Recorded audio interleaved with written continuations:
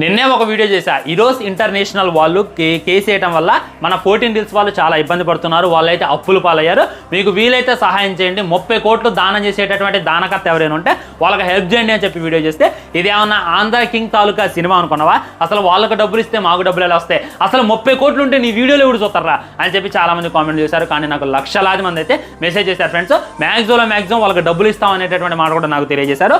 ఇవన్నీ కూడా నాకైతే షాక్ని గురి చేస్తే దీనికన్నా ఈ చెక్ అనమాట. ఈ చెక్ లో చూడండి, డైరెక్ట్ గా ఈరోస్ ఇంటర్నేషనల్ వాళ్ళకి మనోడు చెక్ రాసిండు. అక్షరాల 4 కోట్లు అనేటటువంటిది దాని మీద అయితే మెన్షన్ చేసిండు. ఇది చూసిన తర్వాత నా దెమ్మ అయితే తిరిగిపోయింది అనమాట.